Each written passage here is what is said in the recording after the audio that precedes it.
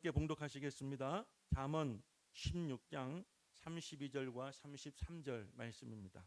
잠언 16장 32절과 33절 말씀 함께 봉독하시겠습니다.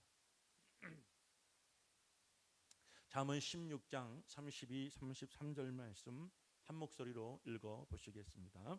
노하기를 더디하는 자는 용사보다 낫고 자기의 마음을 다스리는 자는 성을 빼앗는 자보다 나으니라. 제비는 사람이 뽑으나 모든 일을 작정하기는 여호와께 있느니라. 아멘. 자, 오늘 RT 바이블 몇 번째 시간인가요? 39번째 시간이죠. 혈기라고 하는 가치의 두 번째 시간으로 내게 유익이 되는 혈기, 나를 망하게 하는 혈기라고 하는 제목으로 하나님 말씀 증거하겠습니다. 지난 시간에 우리 혈기라는 말을 사전적인 의미로 제가 두 가지가 있다고 그랬죠. 첫 번째는 생명을 유지하는 피의 기운이다라고 그랬죠. 그래서 여러분, 사람이 혈기가 없으면 살 수가 없다는 것입니다. 지난 목요일 날 하나님의 부르심을 받은 우리 집사님의 자녀들 가운데 이제 제가 이야기를 듣는 이런 말씀을 하시더라고요. 갑자기 어머니가 혈압이 떨어져서 80 이상 올라가지 않고 점점점 혈압이 떨어지는데 임종하실 때에는 그 직전에는 혈압이 잡히지 않더라. 혈압이 없었다는 거예요. 그러니까 혈압이 없으니까 그 사람이 죽더라는 거죠. 혈기라는 것은 바로 이런 것이에요. 우리가 혈기가 충만할 때 우리도 왕성하게 살 수가 있죠. 그리고 혈기가 없으면 사람은 결국 죽어가는 거죠. 또 한 가지, 혈기란 어떤 행동을 하고자 하는 욕망을 일으키는 마음의 뜨거운 기운이다라고 말씀을 드렸어요. 우리 속에 있는 열정, 열심, 이것도 역시 혈기라는 거죠. 혈기는 휘발유와 같아서 여러분, 휘발유 같은 혈기를 잘 사용하면 우리에게 에너지가 되고 또 힘이 되지만 잘못 사용하게 되어지면, 그래서 우리가 혈기로 말미암아 감정이 폭발하게 되어지면 나 자신만이 아니라 주변인들에게도 큰 피해를 입히게 된다는 것을 말씀드렸습니다. 잠깐 지난 시간에 우리 무리바 이 사건에 대해서 잠깐 다시 말씀을 드리면, 이스라엘 백성들이 가나안을 향해 가는 중에 목이 말라 모세와 아론을 원망했죠. 그때 하나님께서 모세에게 말씀하시길, 너는 지팡이를 들고 나아가서 백성들을 모으고 반석 앞에 서서 지팡이로 그것을 지팡이로 내리치라고 하지 않았죠. 반석 앞에 서서 반석아 물을 내라라고 명령하라고 그랬죠. 그럼 하나님께서 반석에서 물을 내어 가축들과 사람들로 하여금 마시게 할 것이다 라고 말씀하셨어요. 그래서 모세가 지팡이를 들고 백성들을 모았어요. 그리고 백성들에게 이렇게 말했습니다. 우리가 너희에게 물을 내랴. 우리가 너희에게 물을 내랴. 하나님이 그렇게 말하고 하지 않으셨는데, 여러분들, 이 모세는 너무 속이 상하고 화가 나는 나머지 우리가 너희에게 물을 내랴. 그리고 반석을 2번이나 내리쳤죠. 이것은 누가 보더라도 자기 감정에 표출을 하는 그런 행위라고 말할 수가 있겠죠. 우리가 이 사건을 통해서 알아야 될 것이 있다고 그랬습니까? 우리가 무엇 때문에 혈기를 부린다고 그랬어요? 의식주의 문제. 배고프면 화가 나는 거죠. 저도 요즘에 나이 먹으니까요, 배가 고프면 굉장히 짜증이 나고 화가 나고, 그럼 우리 딸아이가 정확하게 알아서, 엄마 빨리 아빠 입에다가 밥 좀 넣어주세요. 그럼 밥을 먹으면 굉장히 마음이 평안하고 온유해집니다. 그러니까 배고프면 사람이 혈기가 생겨요. 두 번째는 왜 혈기가 생기냐? 믿어주지 않으니까, 인정해주지 않으니까, 끝까지 자기를 신뢰하지 않으니까 혈기가 생긴다라고 그랬죠. 자, 혈기를 부리는 사람은 그 혈기를 부리는 중에 감정을 표현했기 때문에 여러분, 시간이 지나면 그 마음이 풀어질 수 있으나 당하는 사람의 입장에서는 그게 굉장히 큰 인생의 트라우마가 될 수 있고, 사람만이 아니라 우리가 누군가에게 혈기를 부릴 때 여러분, 하나님도 역시 트라우마가 생긴다. 자, 여러분, 민수기 20장 12절 말씀을 보면 이렇게 하나님이 모세와 아론에게 말씀하세요. 너희가 나를 믿지 아니하고 이스라엘 목전에서 내 거룩함을 나타내지 아니한 고로. 자, 하나님이 왜 모세와 아론에게 책망하시고 또 그들을 가나안 땅에 들어가지 못하게 하셨는가? 그 이유가 두 가지예요. 혈기라는 것이 하나님 보실 때는 어떠한 모습으로 보이시냐면 나를 믿지 않는 불신으로 보는 거예요. 또 혈기를 부를 때는 내 영광이 드러나지 않았기에 하나님에게도 트라우마가 생기는 거예요. 우리 권사님, 우리 하는 권사님들 주무실 때마다 혈기가 생겨. 근데 제가 젊었을 때에는 권사님들에게 졸지 마시라고 혈기를 부렸는데 유익이 안 되더라고. 우리 권사님 아무리 마음이 넓으신 분들도 제가 이렇게 말하면 서운해하셔서 요즘에는 제가 안 하려고 하는데 그래도 제가 보이면 혈기가 생겨요. 자, 잘 들어. 오늘은 혈기에 대한 이야기니까 혹시 제가 설교하다가 혈기를 부릴 수도 있어요. 정신을 차리시고 잘 들어보시기를 바라요. 자, 하나님이 왜 우리가 혈기를 부릴 때 하나님이 우리에게 트라우마가 생기느냐? 우리가 혈기를 부리는 순간 우리가 믿음이 없어지는 거예요. 믿음이 없게 혈기를 부린다. 백성들도 목마르다는 것 때문에 혈기를 부렸지만 결국 하나님을 믿지 못했어요. 지금 이스라엘 백성들은 출애굽하여 가나안 땅에 가는 여정 속에 광야에 있죠. 아직 가나안 땅에 가지 못했지만 그들에게 믿음이 있다 한다면 하나님이 목마름의 문제 해결해 주실 것이라는 그들에게도 소망이 생겼고, 그렇다고 한다면 혈기를 부릴 것이 아니라 기도했겠죠. 근데 모세 역시도 마찬가지예요. 너무 백성들이 하나님을 믿지 못하고 자신을 신뢰하지 않으니까 혈기를 부렸는데 그 역시도 하나님을 믿지 못했기에 하는 행동이었다고 하나님은 말씀하시는 거예요. 또 우리가 어디에서 누구에게든지 혈기를 부릴 때에는 하나님의 영광이 나타나지 않기에 하나님은 트라우마가 생기시는 거예요. 그래서 그 반석의 이름을 무리바라고 지어줘 주셨죠. 무리바라는 이름의 뜻은 여러분들 하나님과 다투었다, 우리가 하나님과 다투었다라는 의미가 바로 무리바예요. 혈기라는 것은 하나님과 다투는 일이기에 여러분 정신 차리시고요. 혈기를 부릴 일이 있을 때에는 여러분들 오늘 본문의 말씀을 기억하세요.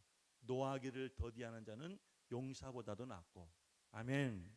그리고 자기의 마음을 다스리는 자는 성을 빼앗는 자보다 나으니라. 이 말씀을 붙잡고 혈기를 정복할 수 있는 여러분 되시기를 주 이름으로 간절히 축복합니다. 자, 오늘은 혈기에 대해서 이어서 또 말씀드리는데요. 혈기에는 두 가지 얼굴이 있어요.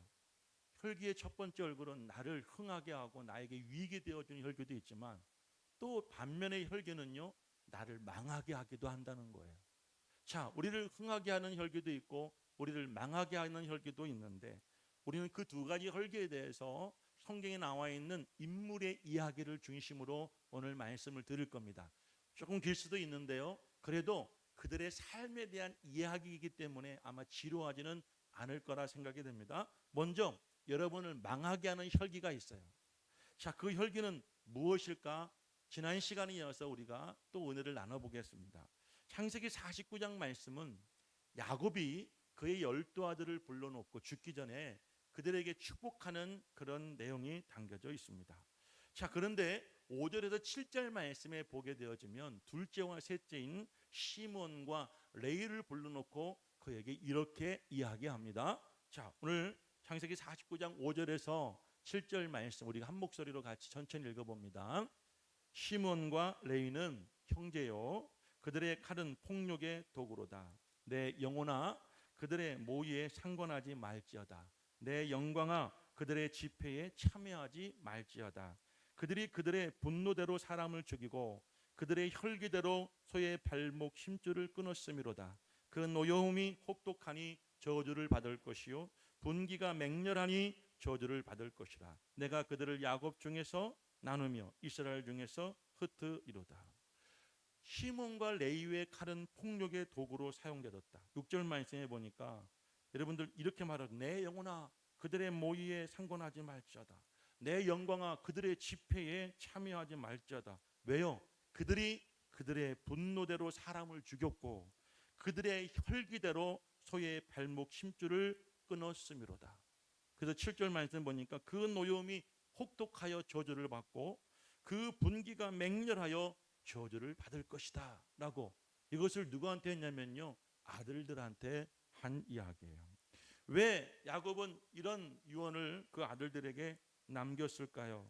왜 이 아들들은 아버지에게 이러한 저주를 받게 되었을까요?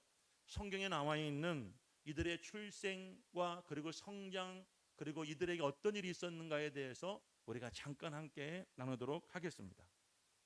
우리가 알듯이 야곱이라는 인물은 형 에서에게 장자의 명분과 축복을 가로채고 도망하였죠. 그래서 외삼촌 라반의 집에서 약 20년간 피난 생활을 합니다. 야곱은 외삼촌의 둘째 딸인 라헬을 너무나도 사랑하게 되어 외삼촌을 찾아가 자신이 7년간 열심히 일해줄 터이니 라헬을 나에게 아내로 달라고 요청을 하였고, 또 외삼촌은 그것을 흔쾌히 허락해 주었습니다.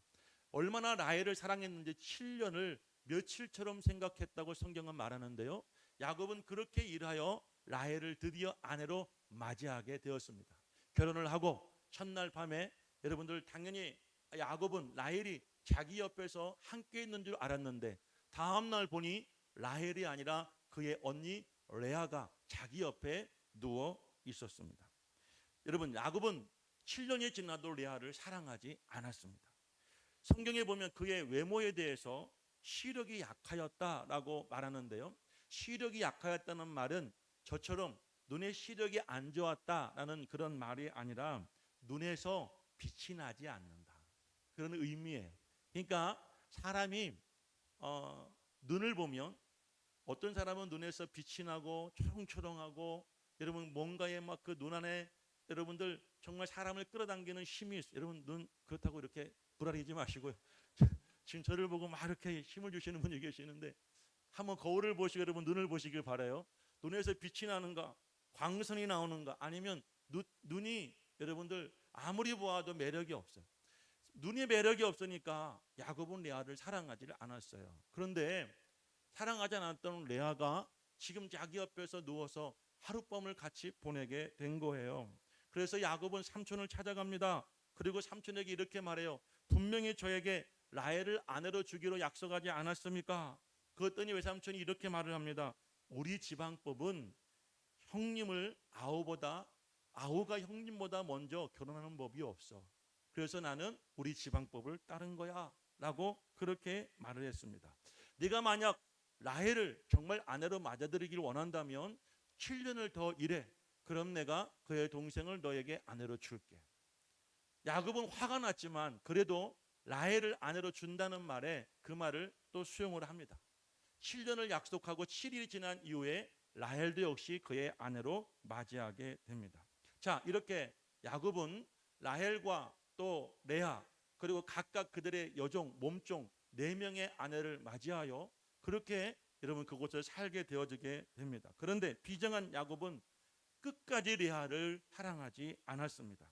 창세기 29장 31절 말씀을 보면 여호와께서 레아가 사랑받지 못함을 보시고 그의 태를 여셨다라고 말하고 있습니다. 남편의 사랑을 받지 못했지만 하나님께서는 레아의 태를 열어주셔서 그에게 아들을 주셨는데 그의 아들의 이름을 르우벤이라 지었어요. 왜 그렇게 불렀는가? 우리 한번 창세기 29장 32절 말씀을 보겠습니다. 32절 말씀에 여러분 성경은 이렇게 말을 해요. 레아가 임신하여 아들을 낳고 그 이름을 르우벤이라 하여 이르되 여호와께서 나의 괴로움을 돌보셨으니 이제는 내 남편이 나를 사랑하리로다 하였더라. 자, 이 말을 보면 뭘 알 수 있어요? 아직까지 남편이 나를 사랑해요, 사랑하지 않아요? 사랑하지 않았어요. 사랑하지 않는데 아들을 낳았어요. 근데 그 아들은 왜 낳게 되었냐면 하나님이 나를 돌아보셔서 나를 긍휼히 여겨주셔서 나가 아들을 낳았는데 이제부터 아들을 낳아줬으니 남편이 나를 사랑해 주겠거니, 이런 마음으로 르우벤이라는 이름의 아들을 지었습니다. 자, 여러분 과연 그러고 나서 여러분들 이 야곱이 이 레아를 사랑했을까요? 자, 이어서 33절과 34절 말씀을 보겠습니다. 그가 다시 임신하여 아들을 낳고 이르되 여호와께서 내가 사랑받지 못함을 들으셨으므로 내게 아들을 주셨으니 그의 이름을 시몬이라 하였습니다. 여러분 시몬 둘째를 낳았을 때에도 지금 레아가 사랑받고 있었어요? 받지 못하고 있었어요? 받지 못하고 있었어요. 자, 34절 보니까 그가 또 임신하여 아들을 낳고 그애가 그에게 새 아들을 낳았으니 내 남편이 지금부터 나와 연합하리로다. 지금부터 늘 레아는 남편이 자기를 돌봐주고 자기에게 눈을 맞춰주고 자기를 사랑해주고 진심으로 자기를 대해주기를 원했어요.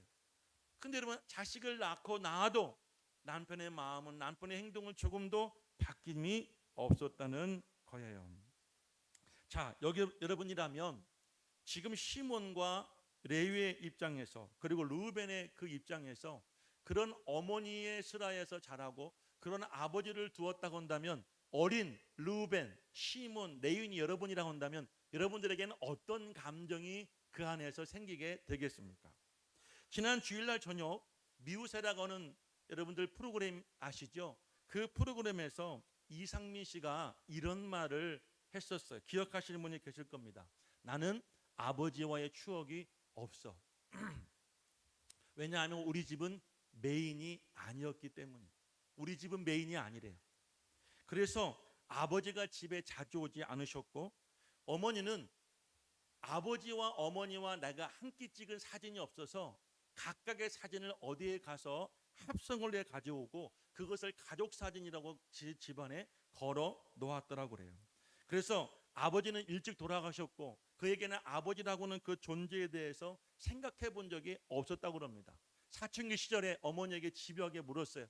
아버지가 어디에 묻혀 있는지.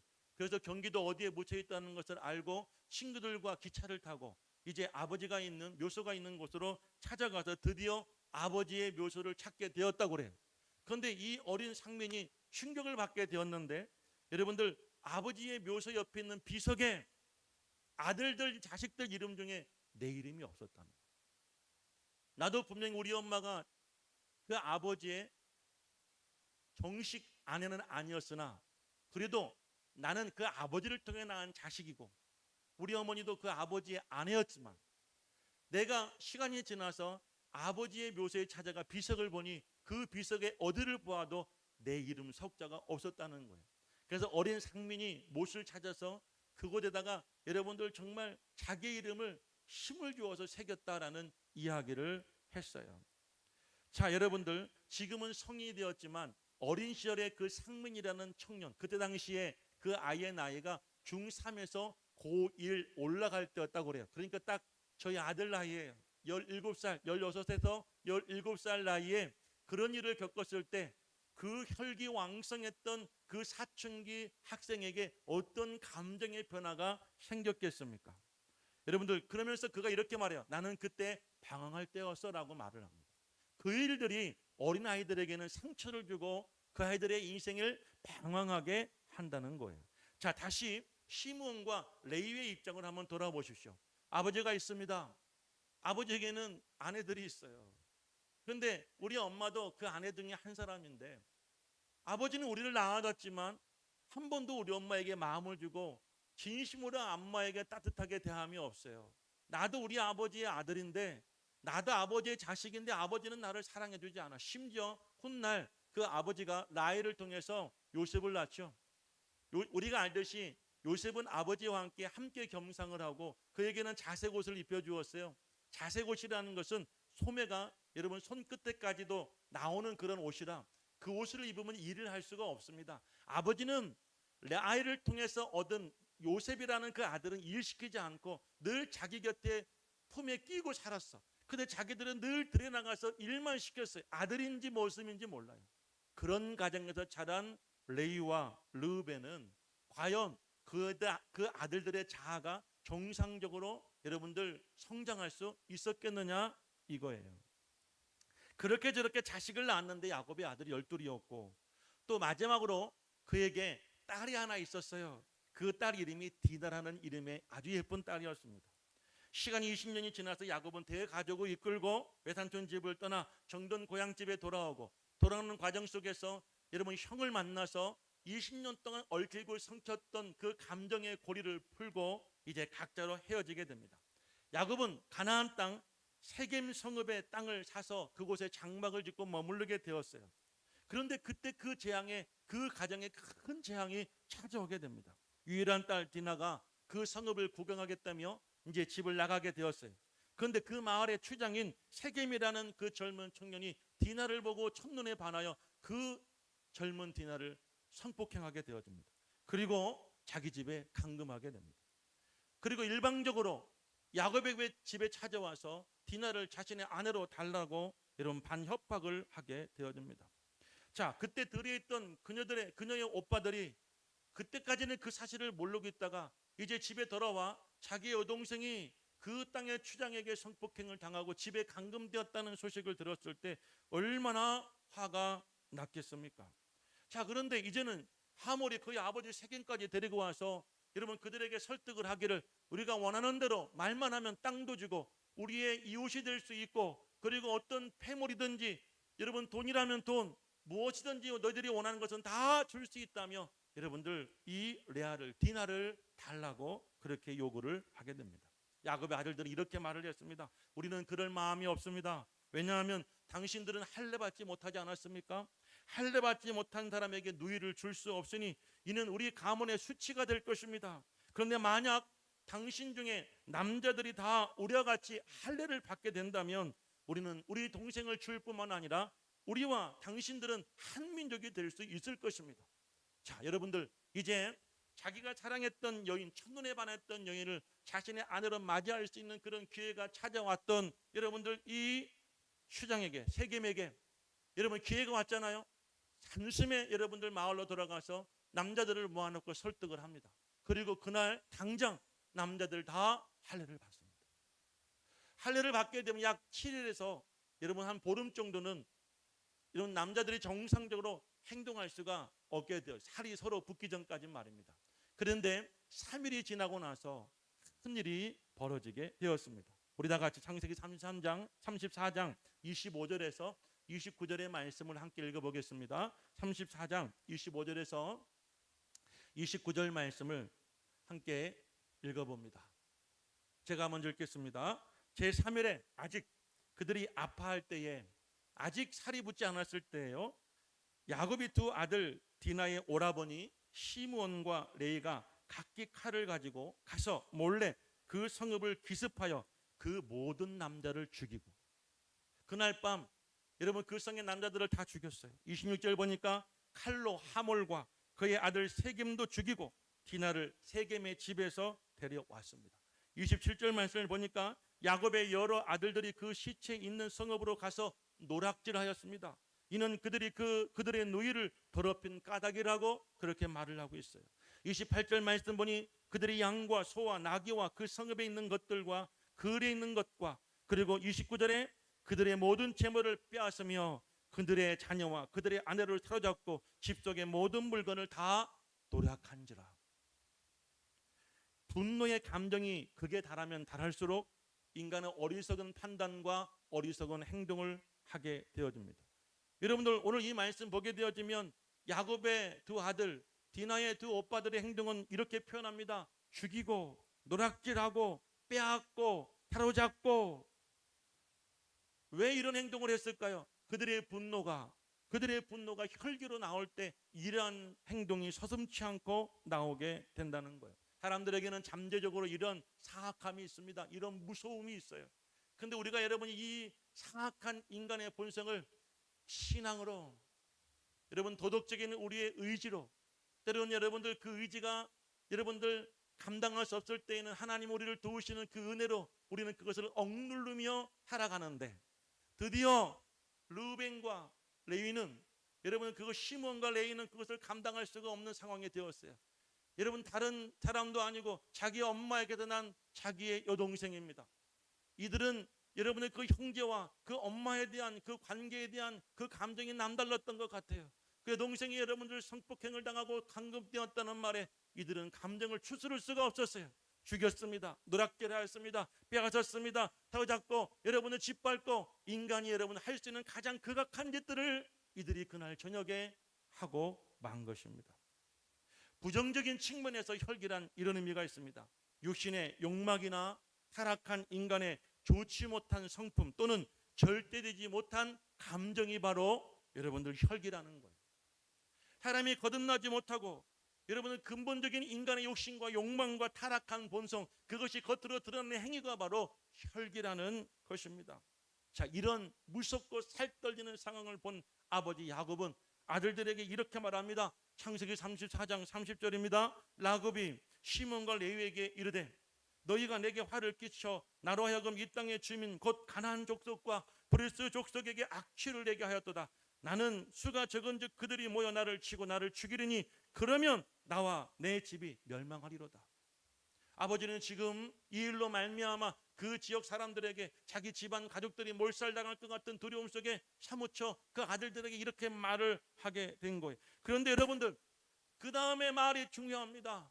이 아버지의 말을 들은 여러분들 르우벤과 레이는 이렇게 말을 했습니다. 31절 말씀 이렇게 말을 합니다. 그가 우리 누이를 창녀같이 대우함이 옳으니까, 그가 우리 누이를 창녀같이 대우함이 옳으니까. 우리의 행동은 정당합니다.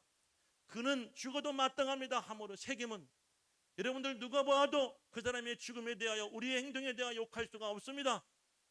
그 사람은 내 동생을 창녀처럼 대우하고 우리 집안을 무시했기에 죽어 마땅하고 빼앗겨 마땅하고 짓밟혀 마땅합니다. 얼마나 무서운 말과 얼마나 무서운 행동이었냐 이거예요.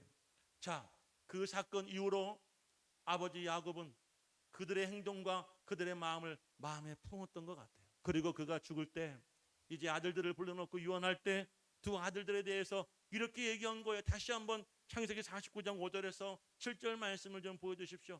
여러분들, 아버지 이렇게 말합니다. 시몬과 레위는 형제요, 그들의 칼은 폭력의 도구로다. 내 호나 그들의 모의에 상관하지 말지어다. 내 영광아 그들의 집회에 참여하지 말지어다. 그들이 그들의 분노대로 사람을 죽였고 그들의 혈기대로 소의 발목 힘줄을 끊었음이로다. 분노를 다스리지 못했어요. 혈기를 다스리지 못했어요. 결국 그들은 사람을 죽였고 그리고 동물도 죽이고 모든 것을 짓밟아 버리고 말았다는 거예요. 그래서 그 노염이 혹독하여 저주를 받게 될 것이고 분기가 맹렬하여 저주를 받게 될 것이다. 내가 그들을 야곱 중에서 나누며 이스라엘 중에서 흩으리로다. 내 자식의 관계에서 끊어버리겠다는 거. 얼마나 무서운 아버지의 저주냐 이 말이에요. 사랑하는 여러분들, 왜 이들은 아버지에게 이런 저주를 받게 되었나요? 화가 났다고 여러분들, 자기가 정말 감당할 수 없는 우리 집안에 수치를 당하는 일이 생겼다 하여 참지 못하고 여러분 자신이 하고 싶은 대로 혈기를 부렸기에 결국 아버지에게 이런 저주를 당하고 형제와 집안에서 끊어짐의 고통을 당하게 된 거예요. 자, 여러분, 우리도 마찬가지입니다. 우리에게 해가 되는 저주가 있어요. 살면서 우리에게도 이런 일을 당할 수가 있어요. 디나와 같은 일을 당할 수도 있고 디나를 바라보는 시몬과 레위의 입장이 될 수도 있습니다.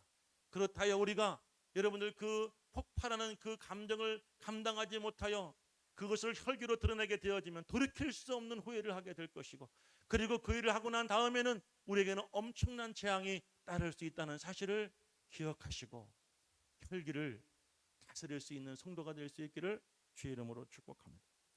자, 그런가 하면 여러분에게 유익이 되는 혈기도 있습니다. 성경에는 여러분들 그런 사람들을 소개하고 있어요. 오늘 다시 한번 본문만 말씀 32절을 보니까 노하기를 더디하는 자는 용사보다 낫고 자기 마음을 잘 다스린 자는 성을 빼앗는 자보다 나으니라 라고 말을 했습니다. 사람이 혈기를 부리는 것이 다 잘못이 아니라는 거예요. 사람들에겐 다 성질이 있습니다. 그 성질 또한 나쁜 것도 아니라는 거예요. 사람이 혈기 자체가 잘못된 것을 아니기에 혈기를 잘 다스리고 혈기를 조정하고 그리고 혈기를 우리가 여러분 잘 이용할 수 있다고 한다면 그것이 우리에게 더 큰 유익도 될 수가 있다는 것입니다. 에베소 4장 26절 말씀을 보여주십시오. 에베소 4장 26절 말씀, 이런 말씀이 있습니다. 분을 내어도 죄를 짓지 말며 해가 지도록 분을 품지 말라. 여러분들, 분을 내라고 했어요? 내지 말라고 했어요? 분을 내라고 했잖아요. 사람이 분이 날 수 있어요. 화를 낼 수도 있다는 거예요. 살면서 화날 일이 왜 없겠습니까? 분을 내라. 그런데 그 분으로 말미암아 죄를 짓지는 말라. 그리고 분노를 품되 해가 지도록 품지 말라. 자, 여러분 보십시오. 오늘 시몬과 레위는 어린 시절을 보았던 어머니와 아버지의 모습을 통하여 그들에게는 그들의 성품과 그들의 감정에는 여러분 참을 수 없는 여러분 혈기가 있었어요. 시간이 지나서 자기 여동생이 그 고통스러운 모습을 당했을 때 여러분 그 혈기가 폭발하자 그들은 돌이킬 수 없는 큰 죄를 범하고 만 거예요. 그러니까 분을 내어도 해가 지도록 품지 말라. 잠언서 19장 11절 말씀에는 이런 말씀이 있습니다. 노하기를 더디하는 것이 사람의 슬기요 허물을 용서하는 것이 자기의 영광이라. 노하지 말라고 했습니까? 아닙니다. 노하더라도 더디하라. 화가 난다 하여 당장 화를 부리지 말고 혈기를 부리지 말고 혈기를 잘 다스려라. 야고보서 1장 19절 말씀도 볼까요? 야고보서 1장 19절 말씀 이렇게 말합니다. 내 사랑하는 형제들아, 너희가 알지니 사람마다 듣기는 속히 하고 말하기도 더디하고 마지막에 뭐하기도 더디하라. 다시 한번 크게요. 뭐하기도 더디하라. 성내기도 더디하라. 아멘. 성내지 말라고 하지 않았어. 성을 내지만 더디하라.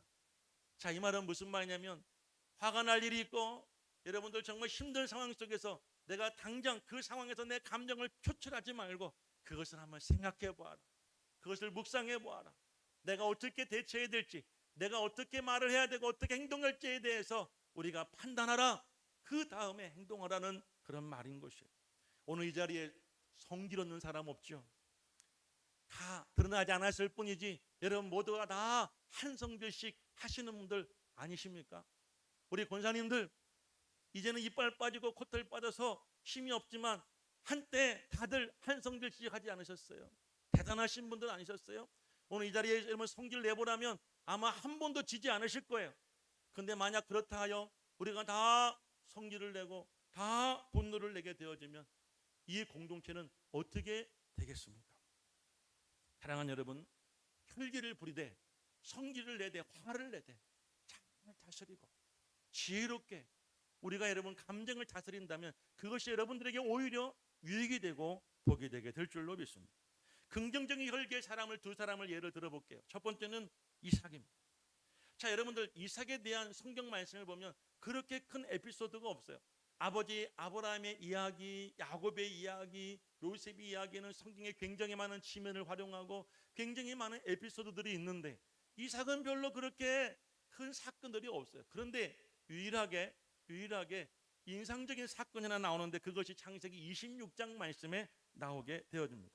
이삭은 흉년의 때에 농사를 지어서 100배의 복을 받았습니다. 그런데 그가 그러고 나서 마침내 거부가 되었다고 성경은 말합니다. 부자가 된 것입니다. 창세기 26장 12절 14절 말씀을 보니까 이렇게 표현합니다. 여호와께서 그에게 복을 주심으로 그 사람이 창대하고 왕성하여 마침내 거부가 되고 양과 소가 떼를 이루고 종이 심이 많았다라고 성경은 그렇게 그 상황에 대해서 말해주고 있습니다. 그 상황에 대해서 하나님께서는 그렇게 복을 주었는데 그런 이삭에게 블레셋 사람들은 좋지 않은 감정이 있었어요. 질투심이 생겼어요. 그래서 이삭의 아버지 때 판 우물을 블레셋 사람들이 다 메꿔 버립니다. 그리고 블레셋 나라의 아비멜렉이라는 왕은 그 땅에서 이삭을 내어 쫓습니다. 자, 쫓겨난 이삭은 그랄이라고 하는 골짜기에 이제 옮겨가게 돼요. 그리고 그 골짜기에 가보니 예전에 그의 아버지 아브라함이 판 우물이 있었는데 그 역시도 여러분 사람들이 메워서 쓸 수 없는 우물이 하나 보였어요. 이삭은 종들과 함께 그 우물을 팠더니 그 우물에서 또 샘물이 터지게 되어집니다. 얼마나 기뻤겠어요. 자, 이제 우리가 이곳에서 살 수 있겠구나라는 마음도 잠시 여러분 그 지역에 있는 목자들이 찾아와서 이것은 우리의 물이다라며 생떼를 부리고 그 땅에서 내어 쫓습니다. 자, 쫓겨나는 이삭이 그 우물의 이름을 짓는데 이렇게 짓습니다. 에색이라는 이름으로 그 우물을 지었는데 에색이라는 뜻은 다툼이라는 뜻이에요. 자, 여러분 다툴 일이 생겼지만 이삭은 다투지 않고 조용히 여러분 그 지역을 떠나서 옆으로 장막을 옮기고 또 우물을 파게 됩니다. 참 희한하게도 이삭이 우물을 파는 곳마다 다 물이 터지는 거예요. 또 여러분 물이 여러분 샘솟듯 터지게 되어집니다. 자, 그런데 또 그랄 지역의 목자들이 찾아와서 시비를 걸고 이것도 우리 것이야 라며 그들을 내어 쫓습니다. 자, 한두 번이라고 하면 참죠. 자, 여러분 가운데 이런 분들 계시죠? 여러분들 내가 세 번째는 못 참어. 그렇죠? 내가 한두 번은 이해하고 참을 수 있어. 그런데 나에게 세 번 도발하는 것은 못 참어. 세 번 넘기기가 참 어렵죠. 자, 아비멜렉에게 쫓겨났어요. 그리고 여러분들 그랄 지역의 목자들에게 두 번이나 쫓겨나게 되어집니다. 화가 날만 하겠죠? 그런데 이삭은 화를 내지 않고 여러분 신나라는 이름을 짓고 그 지역을 떠납니다. 신나라는 말의 뜻은요, 신나, 우리가 알고 있는 그 신나 아니에요. 여러분들 휘발성 있는 그 신나, 그거 뿌리면 불나는 신나가 아니라 대적이라는 의미를 가지고 있어요. 자, 여러분들 첫 번째는 다툼, 두 번째는 대적이라는 이름을 짓고 이제 이삭은 또 다른 지역으로 옮겨가서 살게 됩니다. 르호봇이라는 지역에 가서 또 샘을 팠어요. 그런데 또 역시 그곳에 샘물이 터지게 됩니다.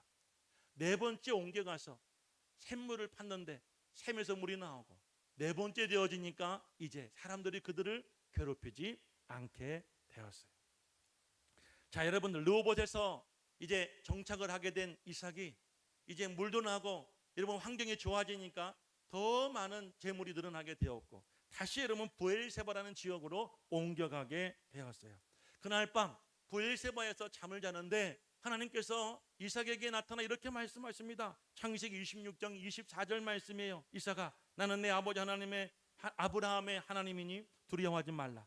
내 종 아브라함을 위하여 내가 너와 함께 있어 내가 내게 복을 주어 내 자손이 번성하게 하리라. 저는 이 말씀이 이렇게 들렸습니다. 이삭아, 내가 지금까지 아비멜렉과 그랄 목자들의 괴롭힘과 토스에도 네가 혈기 부리지 않고 끝까지 나를 믿어 묵묵하게 자리를 옮겨 우물을 파는 모습을 내가 다 보았다.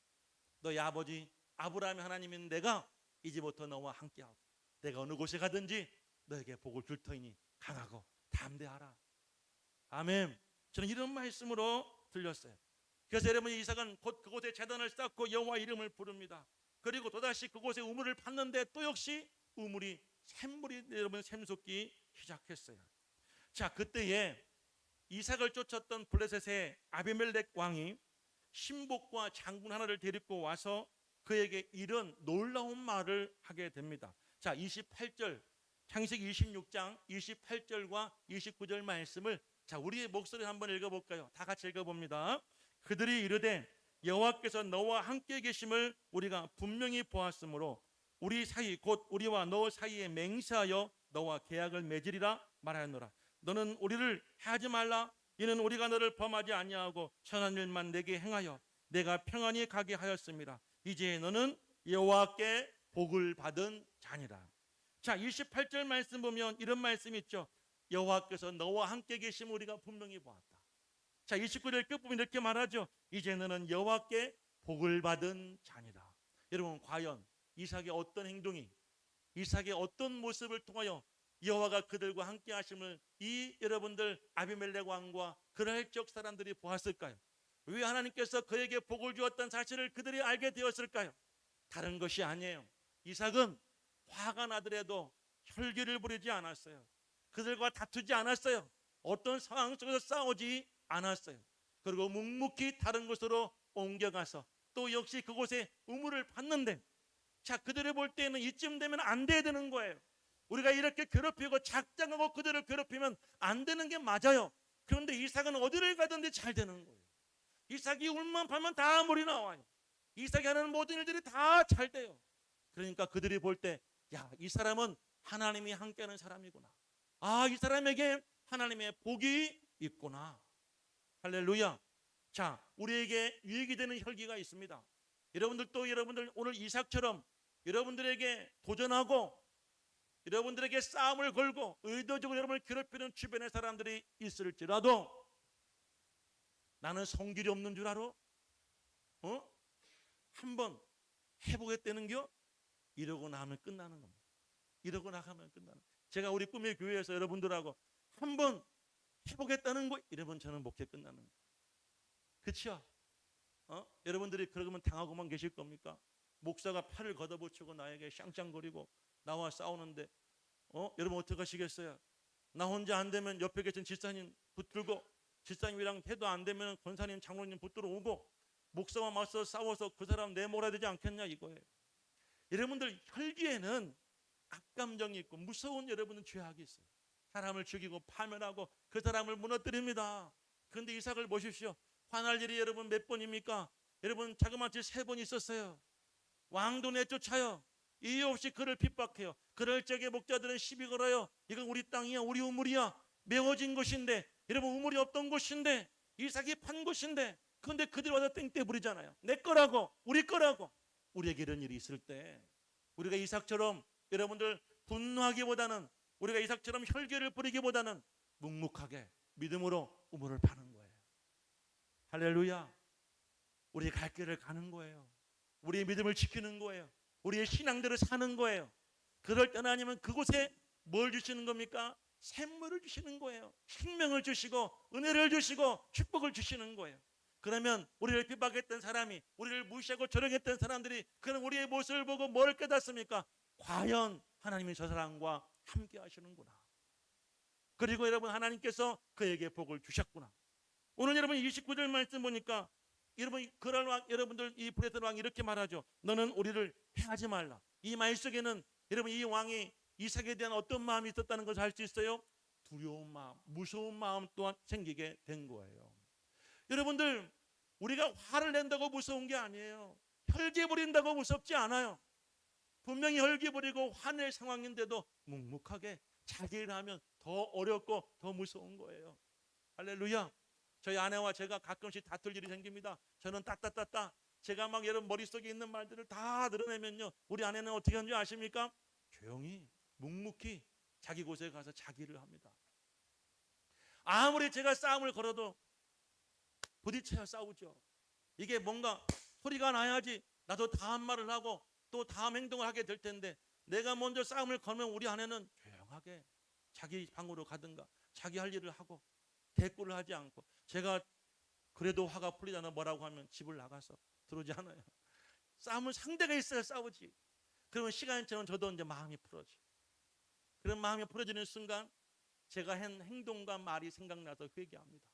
아내가 오기를 기다렸다가 여보 미안해, 내가 무조건 잘못했어, 용서해줘. 참 여러분들 얼토당도 않지만 또 그런 남편을 아내는 용서해주고 감정이 풀려지는 일들이 우리 가정에 있어요. 여러분, 이삭은 그런 사람이에요.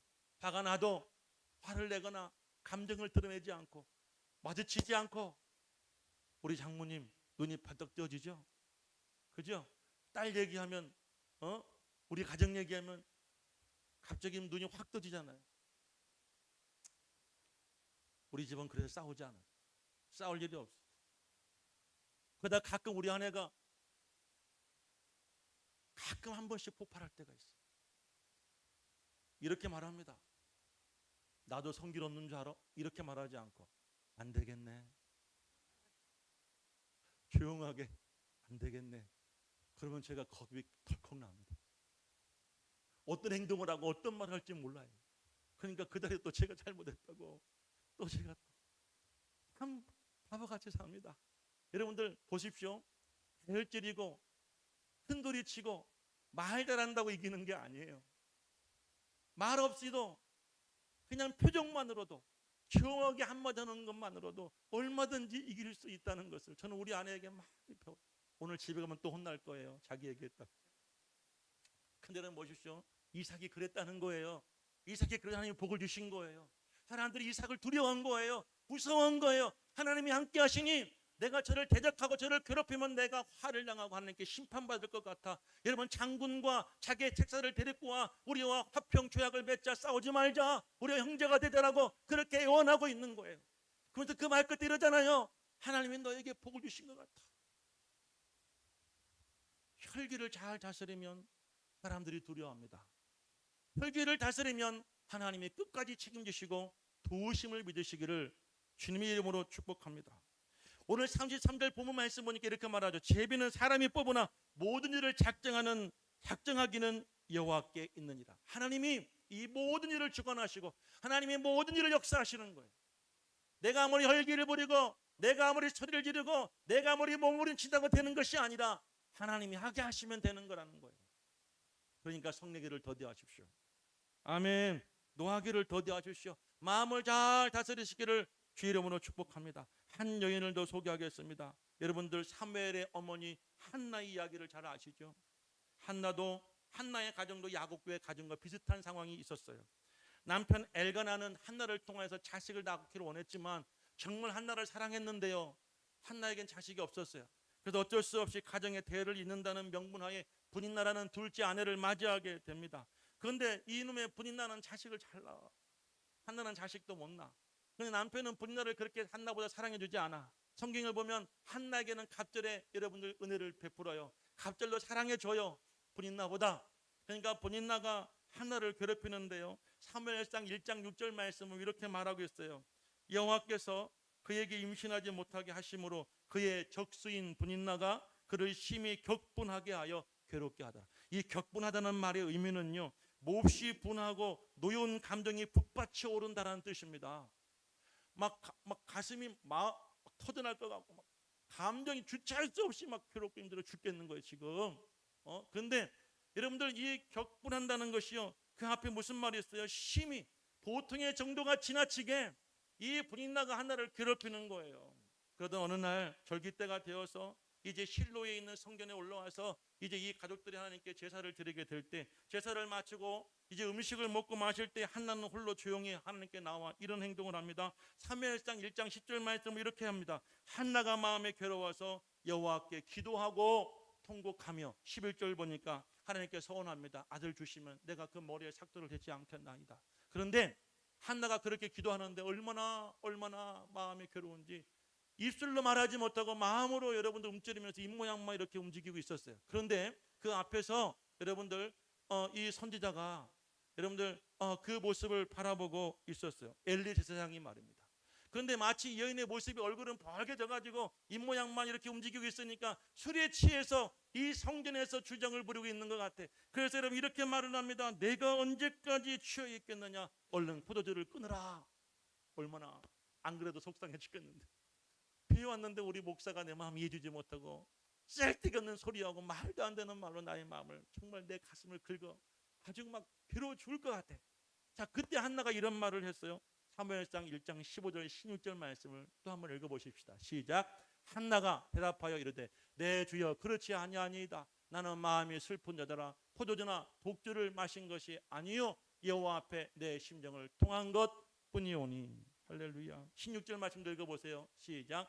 당신의 요정을 악한 자도로 여기지 마옵소서. 내가 지금까지 말한 것은 나의 원통함과 격분됨이 많기 때문이다 하느니라. 주여 종이여, 이렇게 말하는 거예요. 다 술 취한 거 아니에요. 저 그런 여자 아니에요. 저는 지금 마음이 너무나 괴롭고 원통한 일이 많아 정말 견딜 수 없이 힘든 일이 나에게 있는데요, 정말 내가 술 취해서 여기 와가지고 이렇게 정말 내 입모양만 움직이는 것이 아니라요, 나는 지금 여호와 내 아버지 하나님 앞에 이런 고통스러운 내 감정을 가지고 기도하고 있는 거예요. 여러분 보십시오. 이 여인은 여러분들 기도를, 혈기를 가지고 기도한 거예요. 하나님 앞에 막 그 열정을, 이 혈기란 것이 나쁜 의미가 아니라 지금 이 한나의 기도는 일반적인 기도가 아니라요, 어떻게 기도했다고 성경은 말하고 있습니까? 정말 여러분 마음을 서운하기 직전에 기도할 때 막 울며 그리고 통곡하며 기도했다고 말하잖아요. 이게 혈기, 기도의 혈기. 이 혈기의 마음을 가지고 기도했어요. 그런데 그 말을 들은 이 선지자가 이렇게 말을 합니다. 제사장이 사무엘상 1장 17절, 사무엘상 1장 17절 읽어보실게요. 시작. 엘리가 대답하여 이르되 평안히 가라. 이스라엘 하나님이 내가 기도하여 구한 것을 허락하시기를 원합니다. 보십시오. 화가 난다고 분인나와 싸우고 자기 남편 엘가나에게 여러분들 바가지를 긁은 것이 아니라 그 격분된 마음을 가지고 아버지 앞에 나왔어요. 그리고 하나님께 기도했어요. 그때 하나님이 이 엘리, 이 제사장을 통하여서 응답해 주시기를 뭐라고 하십니까? 오늘 하나님께서 내가 기도하여 구한 것을 허락하시기를 원하노라. 이 말을 듣고 한나는 그렇게 되기를 원하나이다, 그렇게 응답을 하고 얼굴이 여러분 다시 웃음꽃을 찾고 집에 돌아와서 남편과 함께 그날 밤을 보내게 되었어요. 그런데 성경에 보니까 그날 밤 여호와께서 그를 생각하신지라 라고 말해요. 그 다음날 어떤 일이 벌어질까요? 사무엘상 1장 20절 말씀도 읽어봅니다. 20절 말씀 다 같이 시작. 한나가 임신하 때가 이름에 아들을 낳아 사무엘이라 이름하였으니 이는 내가 여호와께 그를 구하였다 함이니라. 아멘. 자 보세요. 한나에게는 사무엘이라는 아들을 얻었어요. 근데 아들의 이름을 어떻게 지었어요? 사무엘. 그 이름의 뜻이 뭐예요? 내가 그를 여호와께 구하였다. 아멘. 여러분 오늘 사랑하는 한나와 같은 여인들이요, 당신들 남편들이 속썩이고 징그럽게 말 안 듣고, 그리고 여러분 주변의 사람들 여러분의 막 그 감정을 긁어서 견딜 수 없이 괴롭거든. 어디 분풀이하고 화풀이할 사람 찾아가지고 다 쏟지 마십시오. 그 사람들 트라우마 생겨요. 엄마가 뭐라고 하면 자식들 상처 생긴다고요. 자식들 화난다고 엄마한테 아빠한테 뭐라고 하면 그 엄마 아빠들 속이 상해요. 어린 아이들도 제가 아이들을 키워보니까 속상하다가 엄마 아빠한테 뭐라고 한 말이 가슴에 남는데요, 이제 그 장성한 자식들이 엄마 찾아가가지고 뭐라고 하면 그 엄마 괴로워 견딜 수가 없어. 그러니까 감정이 힘들고 어렵다고 하여 여러분들 혈기를 부리지 마시고요. 그럴 때 하나님께 찾아와서 한나처럼 뭐 하시라고요? 울며 통곡하며 하나님께 기도하시면 하나님이 그 기도 들으시고 긍휼히 여기시고 응답해 주실 줄로 믿습니다. 그래서 한나는 아들을 낳아. 그 아들이 사무엘이야. 보통 아들입니까? 사무엘이 여러분 이제 여러분 뭐예요? 사사시대를 끝내고 이제 왕정시대를 잇는 그 가교 역할을 하고 그 유명한 사울왕과 다윗왕의 기름 부은 사람이 바로 이 사무엘 위대한 아들을 낳게 된 거예요. 하나님께서 그에게 복을 주신 것입니다. 그런 적인 말씀을 드리겠습니다. 여러분들 이삭은 블레셋 사람들에게 쫓겨나가고 그랄 지방 목자들에게 핍박당할 때 혈기 부리지 않고 조용히 그 화를 다스리고 우물을 팠어요. 여러분 그 화를 우물에 푸는 거예요. 얼마나 열심히 팠겠습니까? 얼마나 집요하게 팠겠습니까? 이 우물 나올 때까지. 응? 우리가 그렇게 화를 잘 사용하면요 그에게 은혜가 되고 덕이 되는 거예요. 응? 화난다고 설거지 하실 때 접시 깨지 마십시오. 응? 그래봐 여러분 손해 아니겠어요? 뭔가 열심히 집중하다 보면 그곳에도 뭔가 터지는 거예요. 샘물이 터지듯 뭔가 터지는 거예요. 한나를 보십시오. 흥분된 마음으로 그 화나는 마음으로 여호와 앞에 나가서 울며 불며 통곡하며 기도했더니 하나님이 들으시고 사무엘을 주시잖아요. 우리 교회 성도들은요 그런 온유한 성도가 다 될 수 있기를 축복합니다. 하나님께 복을 받고 응답받고 하늘에서 주시는 그 놀라우신 사랑과 위로와 그 은총이 여러분의 그 감정과 여러분의 그 삶 속에 함께하는 복받는 성도가 되시기를 간절히 축복합니다. 누가 뭐더라도 하나님의 저 사람과 함께하고 누가 뭐더라도 저 권사님, 장로님, 집사님들은 복을 받은 사람이라고 하는 그런 사람들이 깨달을 수 있도록 화를 잘 다스리시고 분노를 잘 다스리시고 살아갈 수 있는 여러분 되시기를 주의 이름으로 축복합니다. 이를 이루시는 분은 누구세요? 사람이 제비를 뽑을지라도 그 일을 완성하시는 분은 이루시는 분은 우리에게 이루어주시는 분은 하나님이시니 사람에게 화나지 말고 한나처럼 하나님께 기도하세요. 하나님께 매달리세요. 울며 불며 하나님께 그 마음을 그 감정을 내려놓으시고 기도하시면 하나님이 보십니다. 하나님이 응답해 주십니다. 기억하실 줄로 믿습니다. 그래서 여러분을 망하게 하는 혈기를 가지고 살지 마시고 여러분들을 돕고 여러분에게 유익이 되고 여러분들에게 복이 되는 그 혈기를 마음껏 사용할 수 있는 여러분 되시기를 주의 이름으로 축복합니다.